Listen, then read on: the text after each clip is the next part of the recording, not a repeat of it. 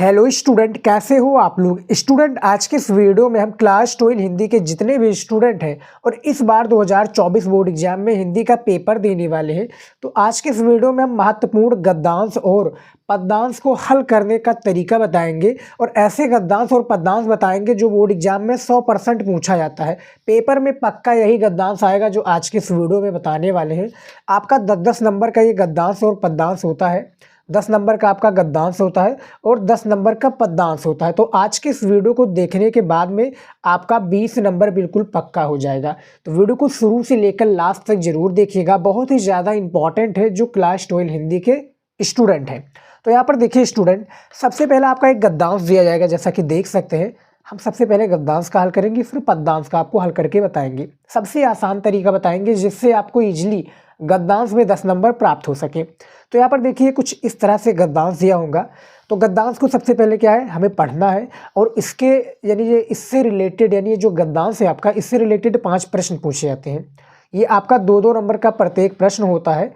5 दूनी 10 यानी 10 नंबर आपको दिया जाता है। तो सबसे पहले हमें करना क्या है, सबसे पहले हमें गद्यांश को पढ़ना है। आराम से पढ़ेंगे। देखिए, अर्थ हमारा स्वार्थ बन जाएगा, पुरुषार्थ वो नहीं कहलाएगा। अगर भविष्य के परामर्श से उसे हम नहीं जोड़ सकेंगे, क्या है, हमें उसे नहीं जोड़ सकेंगे, उस स्वार्थ के जो चक्र में है वे क्या है, भाग्य उदय की प्रतीक्षा में रही है, चले जा सकते हैं, क्या है, रहे ही चले जा सकते हैं। क्योंकि जिसके उदय क्या है, जिसके उदय की वे राह देखते हैं, यहाँ पर देखिए उदय की राह देखते हैं, वो तो उदित ही केवल उनकी पीठ क्या है, उनकी पीठ उस तरफ है, इसीलिए उन्हें मालूम नहीं है कि जिसको वो सामने देख रहे हैं, जिसको क्या है वो सामने देख रहे हैं, वो भी उसी के क्या है प्रकाश से प्रकाशित है और कमलीय जान पड़ रहा है।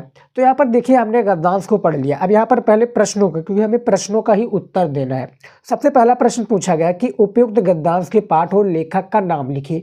तो आपको भैया सबसे पहले करना क्या है, आपने गद्यांश पढ़ा, आपको क्या है चैप्टर का नाम और लेखक का नाम पता चल गया है। नहीं पता चला है तो मैं आपको एक ट्रिक बताता हूँ जिसे क्या है टॉपर स्टूडेंट भी फॉलो करता है। क्या करता है, वो करेगा क्या, सबसे पहले गद्यांश को पढ़ा, आपने गद्यांश को पढ़ा तो वो क्लू देखेगा। जैसा कि यहाँ पर देखिए उसने क्या है सारे चैप्टर को पढ़ा है, लेखक को भी पता है कि भैया ये लेखक है, तो इस चैप्टर के ये लेखक है। तो जैसे यहाँ पर देखिए पुरुषार्थ लिखा है, तो आपका जो सबसे फर्स्ट चैप्टर है हिंदी का, वासुदेव शरण अग्रवाल का राष्ट्र का स्वरूप, तो उसमें ज़्यादा क्लू रहता है राष्ट्र या राष्ट्रीय के बारे में। लेकिन यहाँ पर क्या है, जो आपका सेकंड चैप्टर है जो कि जैनेन्द्र कुमार द्वारा लिखित गया है, भाग्य और क्या है पुरुषार्थ, तो यहाँ पर देखिए पुरुषार्थ लिखा है, बार बार यहाँ पर पुरुषार्थ की बात हो रही है। तो जो चैप्टर का नाम है भाग्य और पुरुषार्थ है और इसके जो लेखक है कौन है, जैनेन्द्र कुमार जी है।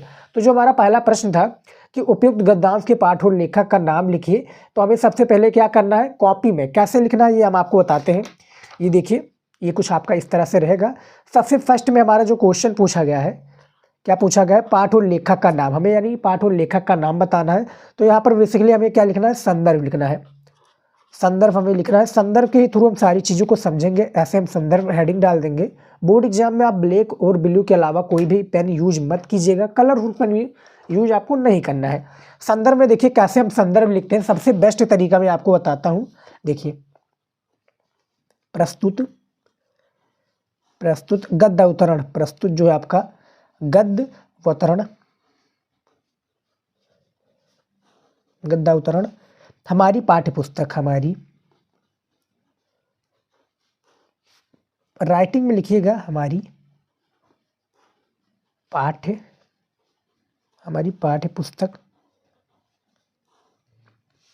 पुस्तक के गद्य भाग के। अब यहाँ पर हमें ब्लैक पेन का यूज करना है कि ये देखिए ब्लैक पेन आ चुका है। यहाँ पर हम लिखेंगे क्या, गद्य भाग के गद्य भाग। कॉमा में करना चाहे तो कर दीजिए, नहीं तो कोई बात नहीं। तो यहाँ पर मैं कॉमा में कर देता हूँ, आपको भी कर देना है। देखिए, गद्य भाग में संकलित एवं क्या है, में संकलित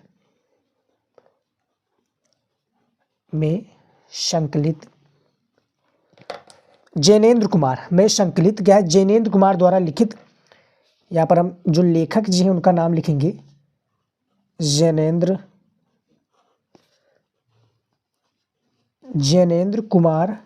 इसको भी हम कॉमा में कर देंगे, ताकि इन्वर्टेड कॉमा में कर देंगे तो अच्छा रहेगा। द्वारा लिखित, अब यहाँ पर हमारा चैप्टर का नाम आ जाएगा, द्वारा लिखित जो भी आपका गद्यांश होगा उसका आपको इसी तरीके से, बस आपको लेखक और चैप्टर का नाम चेंज रहेगा, बाकी सारा चीज़ वही रहेगा, ठीक है। उसके बाद में चैप्टर का क्या नाम है, भाग और पुरुषार्थ, भाग्य और पुरुषार्थ। सबसे बेस्ट तरीका है स्टूडेंट, जैसा कि मैं आपको बताया था, क्या है आपको, क्या चैप्टर का नाम और लेखक का ढूंढने में आपने पहले पढ़ा है, नहीं पढ़ा है तो भी आप क्या करेंगे, आप गद्यांश को पढ़ेंगे तो उसमें कुछ ना कुछ आपको की पॉइंट मिल जाएगा, जिससे आपको आसानी होगा क्या है, आपको लेखक और उस चैप्टर का नाम ढूंढने में।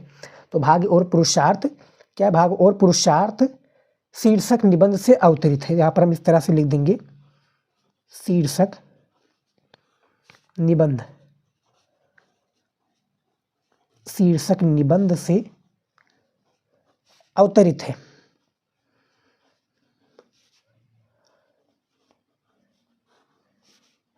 अवतरित है, इस तरह से आपको बोर्ड एग्जाम की कॉपी में लिखना है। सबसे बेस्ट तरीका ये क्या है, संदर्भ लिखने का। इतना आप लिख देंगे, एग्जामिनर क्या है आपको इसमें 2 नंबर बहुत ही आसानी से दे देगा, कुछ काट पीट नहीं करना है। राइटिंग से लिखिएगा, जहाँ पर लगे कि हाँ यहाँ पर ब्लैक पेन यूज करने का समय है तो उस तरह से कीजिएगा। समझ में आ गया।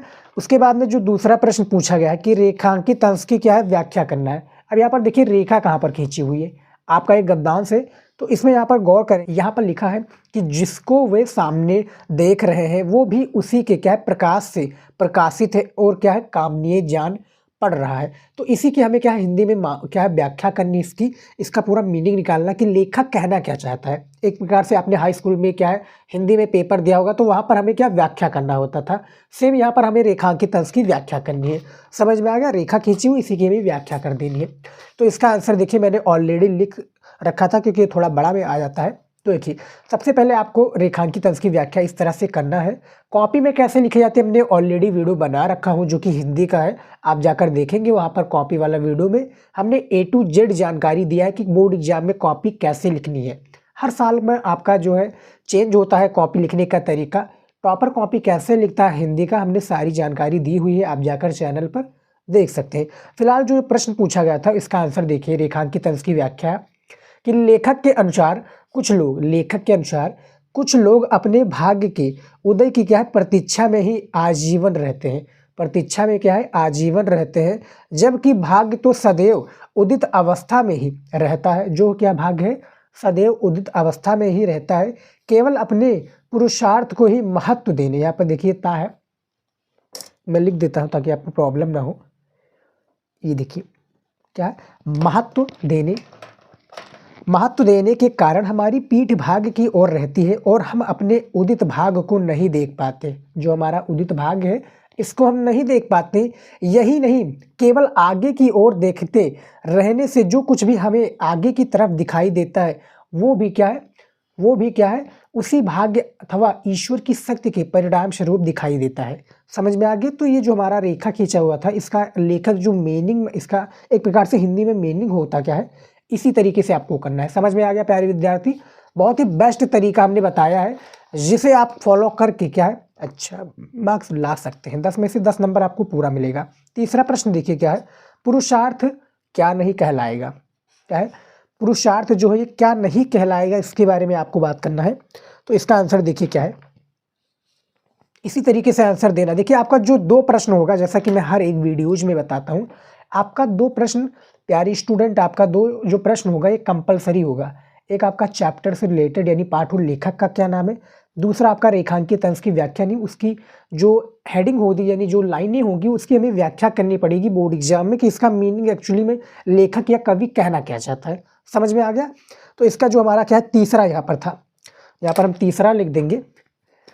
ये देखिए इस तरह से हम तीसरा लिख देंगे। तो देखिए जब हम भाग्य अथवा ईश्वर की सत्ता को ना मानकर केवल अपनी इच्छाओं की पूर्ति हेतु केवल अपनी जो इच्छाएं हैं इसकी पूर्ति हेतु प्रयास करेंगे, पूर्ति हेतु प्रयास करेंगे तो वो हमारा पुरुषार्थ नहीं कहलाएगा। समझ में आ गया। यानी कि जो लेखक है जैनेन्द्र कुमार जी वो यही कहना चाहते हैं। चलिए देखते हैं अगला जो हमारा है, क्योंकि इसमें 2 प्रश्न जो है मैंने बता दिया है। इसमें क्या है जो 2 प्रश्न आपका पूछा जाता है, 2 प्रश्न आपका कंपलसरी है। जो आपका 3 प्रश्न होंगे वो आपके उसी गद्यांश से रिलेटेड होंगे, जैसा कि मैं हर एक वीडियोज में आपको बताता हूँ। उसके बाद में देखिए चौथा प्रश्न क्या पूछा गया है। चौथा आपका पूछा गया कि क्या है, कौन भाग्य उदय की प्रतीक्षा में रहे ही चले जा सकता है, यानी कौन जो भाग्योदय की प्रतीक्षा में रहे ही चले जा सकता है। तो इसका आंसर देखिए क्या है, आंसर आपको देखना पड़ेगा, पूरा इंपॉर्टेंट सारी चीजें हम आपको बताएंगे। ये देखिए आंसर है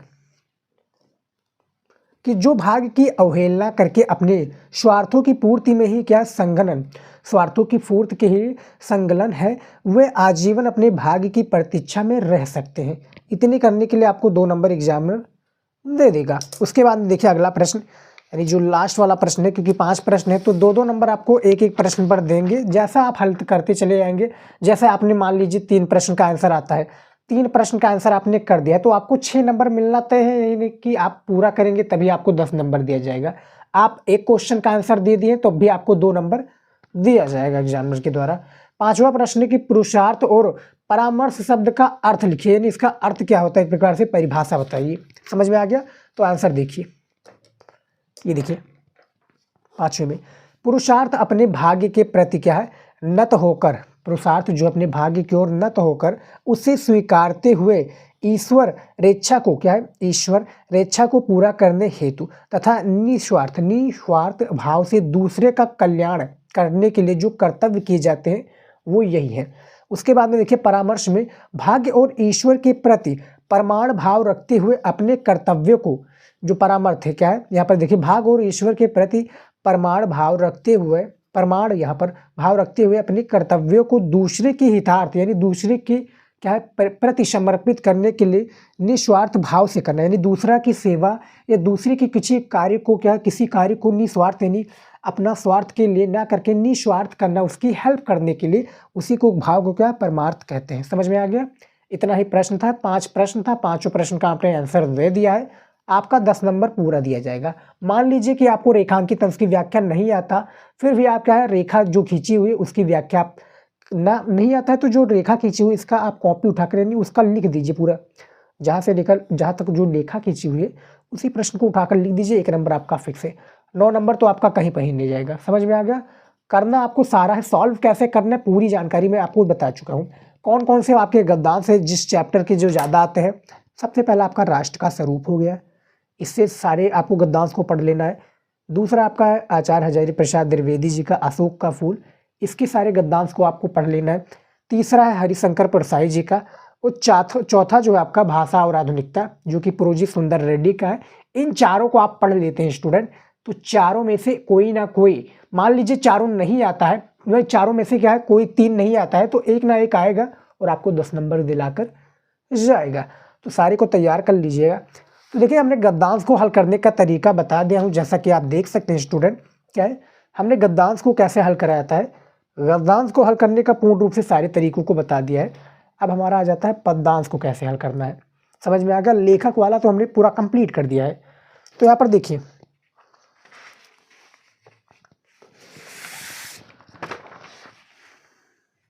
यहाँ पर देखिए प्यारे विद्यार्थी, ये इस तरह से आपका क्या है पद्यांश का होगा। पद्यांश का भी आपका ये पद्यांश है, 2 पद्यांश पूछे जाते हैं, जैसा कि गद्यांश में होता है अथवा लक्कर।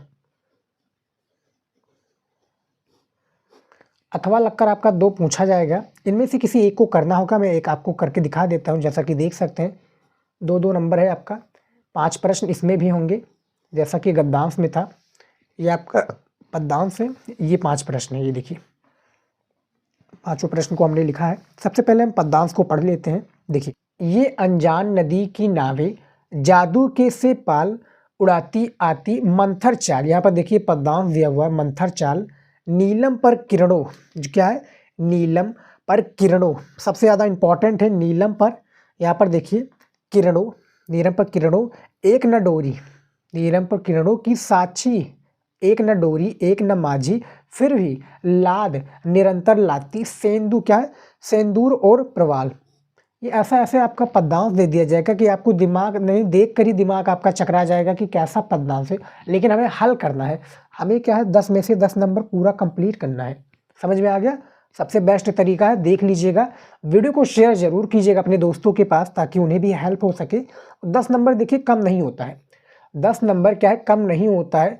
10 नंबर के लिए एक बच्चा क्या है फेल भी हो जाता है उस सब्जेक्ट में, पर्टिकुलर सब्जेक्ट में। मान लीजिए आपका क्या है हिंदी है, हिंदी तो इजी सब्जेक्ट है, लेकिन इसको आप कम मत ना समझिएगा, ना ज़्यादा ये हार्ड है ना ज़्यादा नॉर्मल है। पढ़ने वाले बच्चों के लिए नॉर्मल हो सकता है, लेकिन संस्कृत में फंसेंगे वो भी।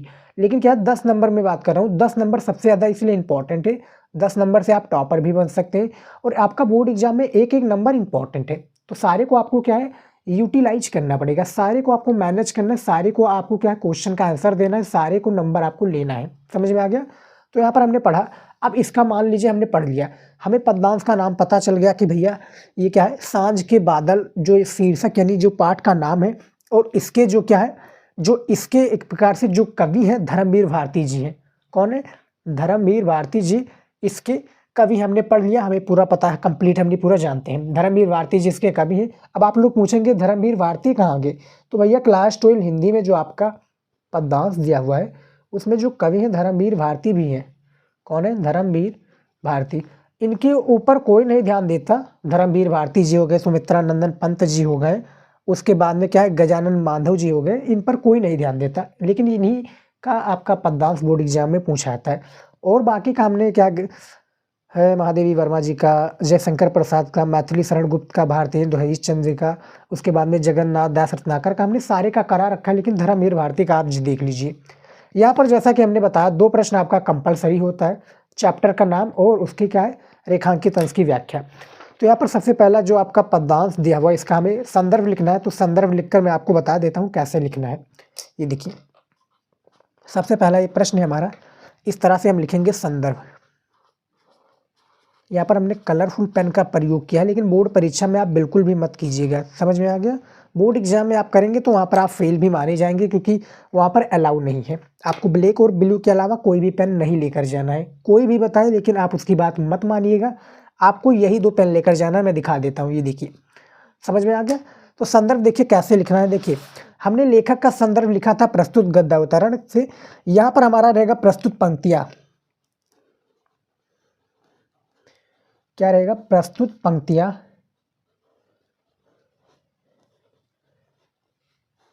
प्रस्तुत पंक्तियाँ धर्मवीर भारती की। देखिए, धर्मवीर भारती, धर्मवीर भारती की,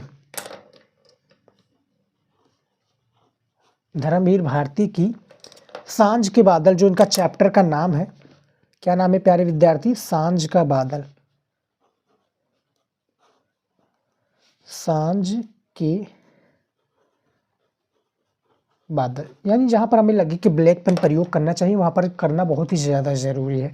सांझ का बादल शीर्षक, क्योंकि भैया वो आपका क्या है, गद्यांश जो था तो वो गद्य से लिया गया था, तो यहाँ पर हमें शीर्षक का प्रयोग करना पड़ेगा। शीर्षक कविता से, ये कविता है, शीर्षक कविता से उद्धृत है। यहाँ पर देखिए उद्धृत, उद्धृत है। ये कविता हमारी पाठ्य पुस्तक, ये कविता हमारी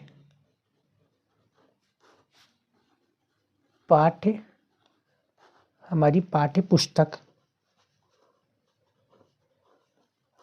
क्या है, हमारी पाठ्य पुस्तक के काव्यांजलि के, यहाँ पर हमारा ब्लैक पेन का प्रयोग करना पड़ेगा। देखिए, जहाँ पर लगे, जैसा कि मैं आपको बता रहा हूँ, जहाँ पर आपको लगे, जीवन परिचय में भी मैं आपको बताता हूँ कि जहाँ पर आपको लगे कि इंपॉर्टेंट कलर पेन प्रयोग करने का, यानी ब्लैक स्केच पर, ब्लैक स्केच हो जाए, मान लीजिए कि आपका ब्लैक पेन है, प्रयोग करने के लायक हो कि वहाँ पर आप कर दीजिए, क्योंकि एग्जामिनर का सीधा फोकस वहीं पर जाएगा, और ना ज़्यादा टाइम वेस्ट करते हुए कि कॉपी अच्छे से चेक करके अच्छे से मार्क्स देगा। नहीं तो एक ही प्रश्न में वो अटक जाएगा, तो वहाँ पर आपका प्रॉब्लम हो जाएगा।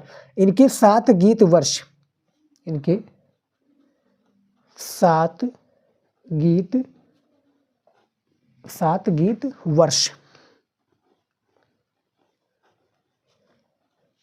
कविता संग्रह से क्या संकलित है,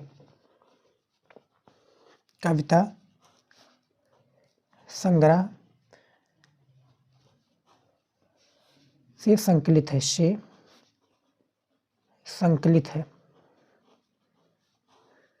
संकलित है। ये हमारा हो गया क्या, पद्यांश का एक प्रकार से संदर्भ। पद्यांश का संदर्भ देख सकते हैं कैसे कि प्रस्तुत पंक्तियां धर्मवीर भारती की सांझ के बादल शीर्षक कविता से क्या है, उद्धृत है। ये कविता हमारी पाठ्य पुस्तक के काव्यांजलि में इनके 7 गीत वर्ष कविता संग्रह से संकलित है। समझ में आ गया। ये हमारा जो पहला प्रश्न था हमने इसका कंप्लीट कर चुका हूँ। रेखांकित अंश की व्याख्या पूछी गई है, तो मैं आपको दिखा दूँ रेखा क्या खींची हुई है। ये देखिए, ये अनजान नदी की नावें जादू के से पाल उड़ाती आती मंथर चाल। इसी की हमें यह व्याख्या करनी, इसका हिंदी में मीनिंग बताना कि होता क्या है और कवि कहना क्या चाहता है, यानी जो धर्मवीर भारती जी हैं वो कहना क्या चाहते हैं ये आपको बताना है प्यारे विद्यार्थी। देखिए, तो इसका आंसर मैं लिख कर लेकर आया हूँ, ज़्यादा बड़ा नहीं है हालांकि। ये देखिए, एक रेखांकित अंश की व्याख्या आपको ऐसे ही डालना जैसे कि आपने गद्यांश में डाला था। देखिए, इस आकाश रूपी अनजान ब्रैकेट में देखिए अज्ञात नदी में बादल रूपी सुंदर नावे रंग बिरंगे जादुई ब्रैकेट में देखिए मोहक है क्या है, पाल उड़ाती धीमी गति से तैरती चली आ रही है। तो ये जो प्रश्न था रेखांकित अंश की व्याख्या हमने कर दिया है, जो कि यही इतना रेखा खींचा गया था, इतने की आपको व्याख्या करनी है। तीसरा प्रश्न देखिए क्या पूछा गया है कि प्रस्तुत पंक्तियों में कवि ने संध्या के रंग बिरंगे बादलों का किस रूप में चित्रण किया। यानी जो कवि जी हैं धर्मवीर भारती जी, क्या प्रस्तुत पंक्तियों ने संध्या के रंग बिरंगे बादलों को किस रूप में चित्रण किया है। तो आंसर देखिए ऐसा ही आपको लिखना है। प्रस्तुत पंक्तियों में कवि ने संध्या के रंग बिरंगे बादलों को नावों के रूप में क्या है, सुंदर चित्रण किया है। क्या सुंदर चित्रण जो प्रस्तुत किया है। समझ में आ गया। चौथा देखिए, बादल रूपी रंग बिरंगी नावें क्या उड़ाती हुई धीमी गति से चली आ रही हैं। तो ये देखिए, बादल रूपी रंग बिरंगे नावें जादुई पाल उड़ाती धीमी गति से क्या है, चली आ रही हैं। इसमें भी आपको 2 नंबर मिल जाएगा। 5 में हमारा लास्ट में बचता है 5वां प्रश्न कि बादल रूपी नावों में क्या लदा हुआ है। तो बादल रूपी नावों में सिंदूर और मूंगे लदे हुए हैं। समझ में आ गया। तो ज़्यादा बड़ा नहीं प्रश्न है, 2 प्रश्न आपका कंपलसरी है, यानी गद्यांश हो या चाहे पद्यांश, दोनों में पूछा जाएगा। चैप्टर का नाम और उसके बाद में रेखांकित अंश की व्याख्या। बाकी के जो 3 प्रश्न होंगे वो आपके पद्यांश और गद्यांश से रिलेटेड होंगे, जैसा कि हमने बताया है। ऐसे ही हल करना है। बस आपको चैप्टर का नाम पता होना चाहिए। नहीं पता है तो आपको करना क्या है, आपको आराम से 15 मिनट दिया जाता है, 15 मिनट पेपर को आराम से पढ़ना है। गद्यांश को आपको नहीं मालूम है तो गद्यांश को जब आप पढ़े रहेंगे तो आपको मालूम हो जाएगा। उसमें क्या की पॉइंट भी मिल जाता है, हमने हालांकि आपको गद्यांश में करके बताया है। तो ऐसे ही आपको क्या है, इसको भी हल करना है। पद्यांश को भी सबसे बेस्ट तरीका है, ऐसे ही टॉपर भी हल करता है, वो कुछ नया नहीं करता है। नया वो क्या करता है, लिखने का तरीका मालूम उसको होता है। आपको कैसे लिखने का तरीका पता चलेगा, जाकर आप वीडियो देखिएगा कॉपी वाला। समझ में आ गया। तो आज की इस वीडियो में इतना ही, मिलता है नेक्स्ट वीडियो में प्यारे विद्यार्थी। जय हिंद।